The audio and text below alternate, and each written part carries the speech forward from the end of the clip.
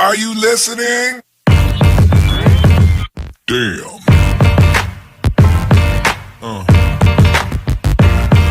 Yeah. Yeah. Another episode of Trash Talk. I'm TJ O'Connor. With me, as always, Damian the Wolverine Hill. Trash Talk is brought to you by the sponsors: Valhalla Combat Sports Incorporated, Ink Shrinks Tattoo, Origin Wellness CBD, Spartan Martial Arts, the Striking Institute, James Clark Sports Psychology, Hypnosis Therapy, the Fighters, and my mom. Damian, how you doing today, man? I'm doing good. I'm surviving. How about you?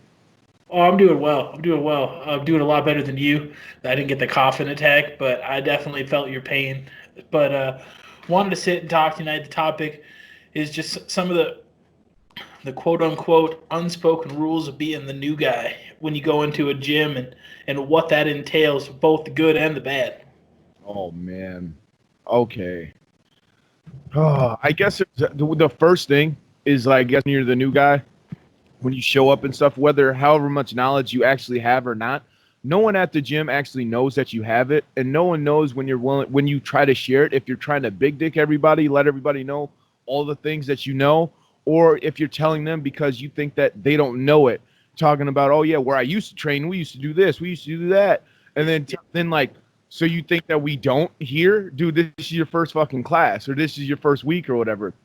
We're trying to show techniques and things like that, like, oh, I seen this really good one, or I know this, I know that, or whatever, right? And then it's like, yeah, dude, well, I've been doing this for 8 years.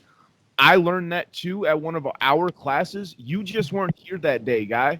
You know, it's like it's like sometimes people do it and they're not trying to seem insulting, but it's like it's one of those things. Like, I know you put 8 or 10 years of dedication into this, but then I'm the new guy, not knowing that. But I feel like I can teach you, and then you find out that I've been training 4 to 6 months at some other gym and then came here or had a year or two of experience or something like that.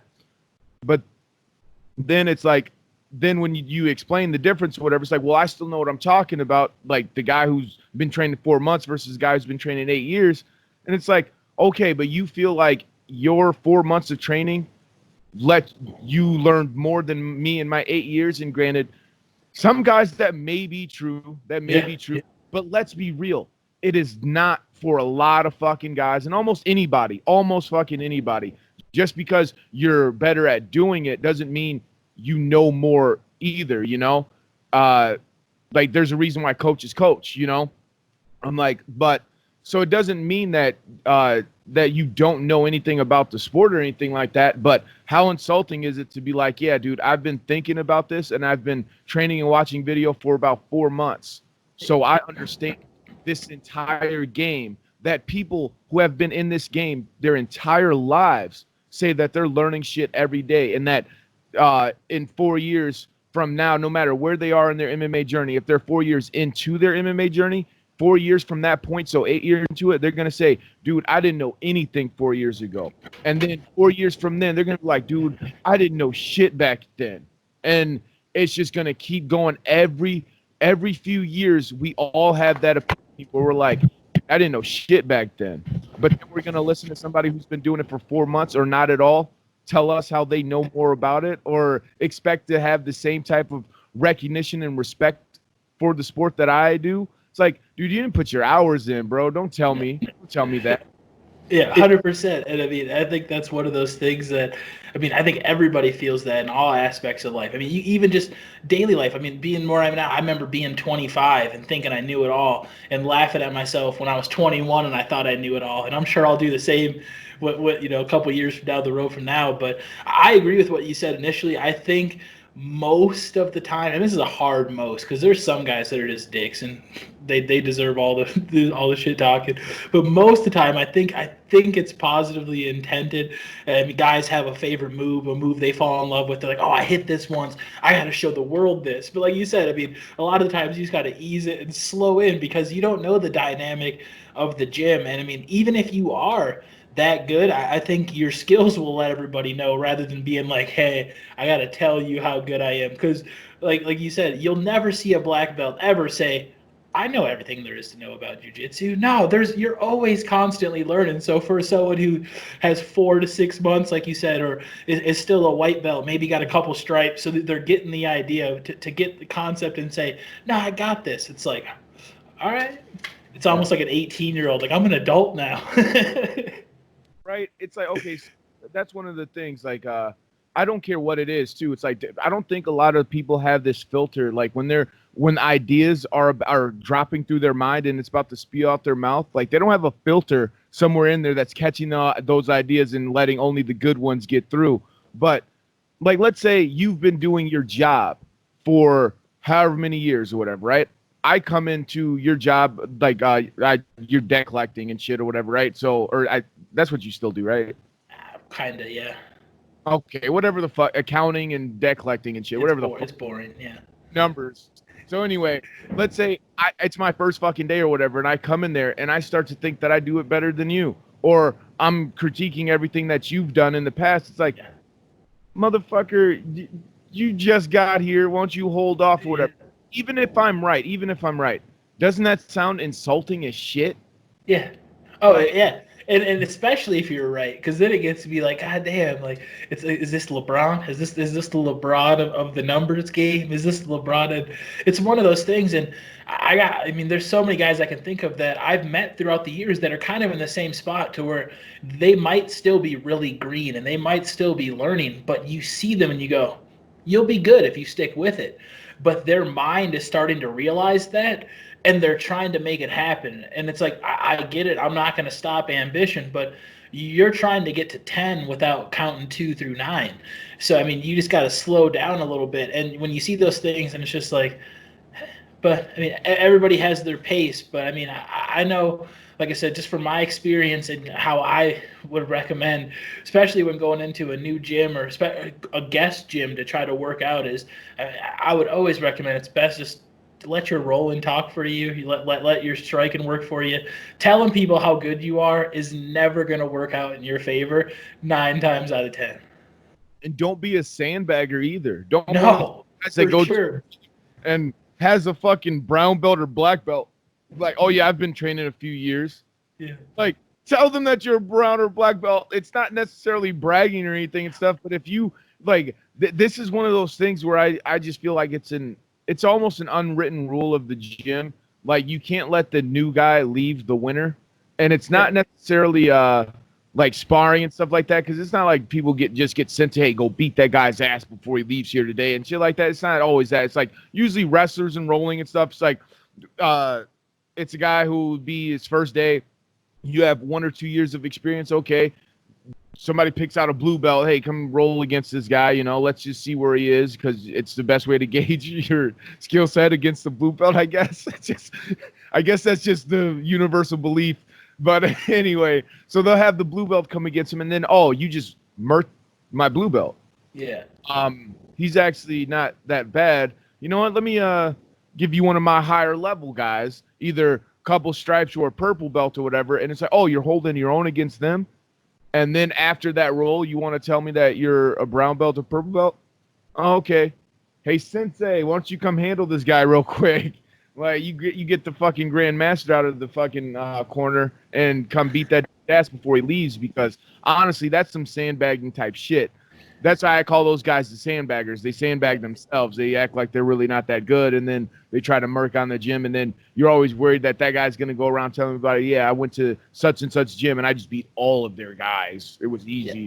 It's like, yeah, dude, not going to happen. So it's just like, get fair rolls. Don't go there trying to just murk everybody, trying to act like you're the shit, or you're like, I don't know what it is. Like, some people actually think like you go there and you're sparring hard or whatever, right? Because I've had this happen with like a few of the 18 or 19-year-olds that have come into the gym, trying to, like, as soon as we were sparring, like, we say, yeah, we're going light or whatever, right? And it's like, they don't really know how to spar either yet. No, they don't know what going light is and everything too. So trying to explain to them what it is and stuff, but like, hit me as hard as you want to get hit, you know? And I'm like, beating me up here doesn't do shit for you. If you got an open shot and it's clean and it could knock me out or whatever, right? And it's like, yeah, did you recognize that it was there? Boom, that's all you needed. You don't need to actually knock me out. And they're like, I give that same speech to anybody before the first time we spar, and they kind of think that it's a joke or whatever, right?